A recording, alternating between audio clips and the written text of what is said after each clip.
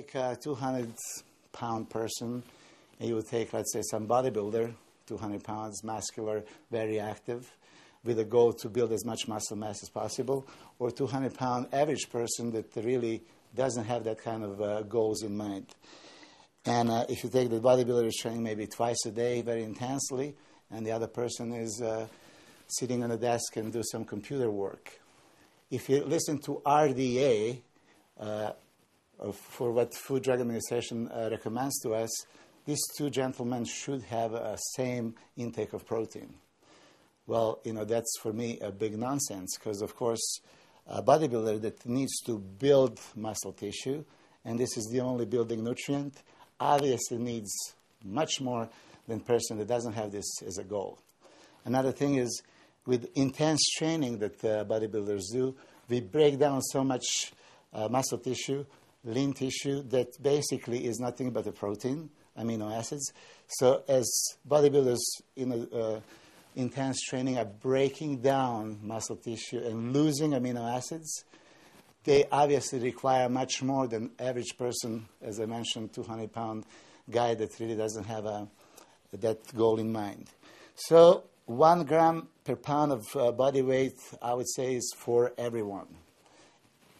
Each and every one of you that is watching this DVD is thinking about what is the most appropriate amount.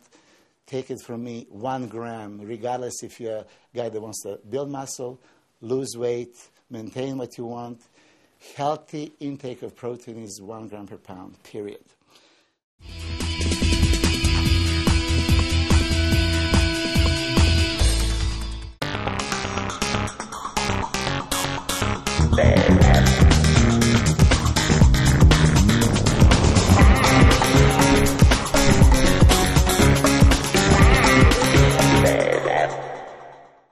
And we are back in the Coliseum Gym, Fullerton. This is Milos Šačar. I'm here with Marcel Caravel on another segment of a fit show.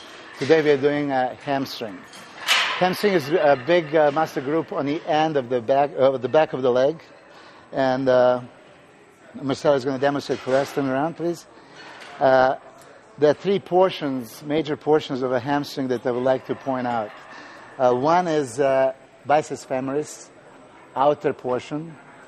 Biceps femoris, right? There is, go a little bit higher. Okay. This would be semi-tendinosus, big muscle, and underneath would be semi-membranosus. So there are 3 big ones: biceps femoris, semi-membranosus, and semi-tendinosus on top. Do some leg curls. Laying leg curl is major exercise for hamstring.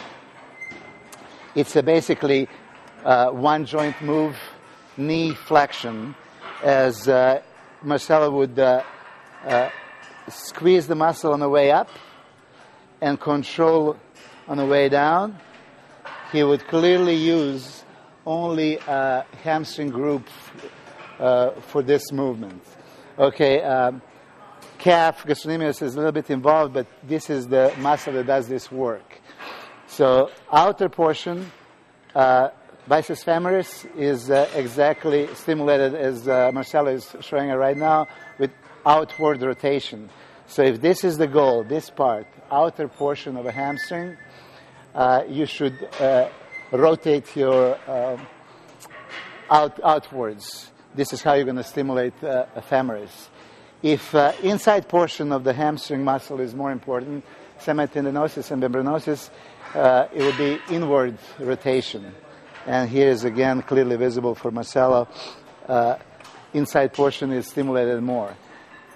Predominantly, hamstring is a fast-twitch muscle fiber kind of muscle, which is best stimulated with heavy training, low repetition protocols, 6 to 10.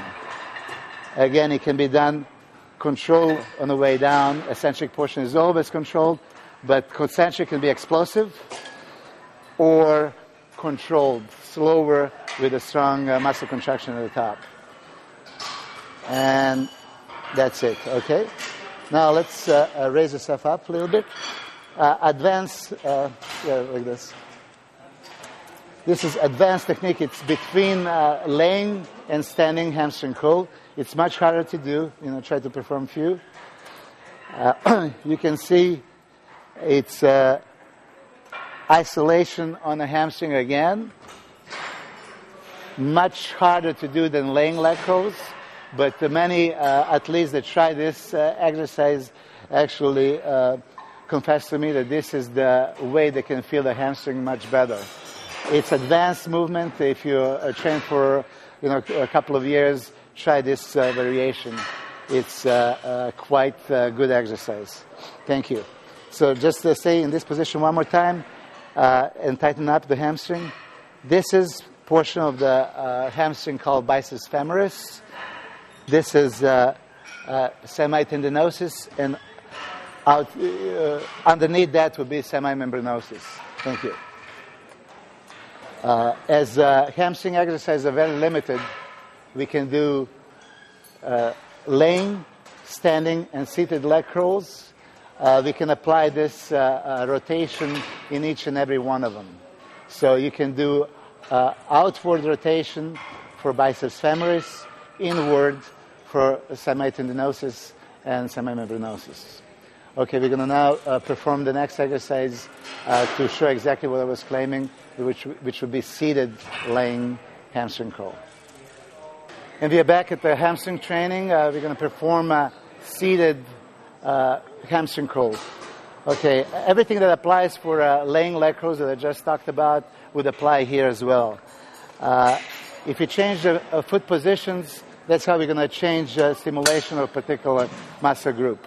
So let's go with the straight, feet.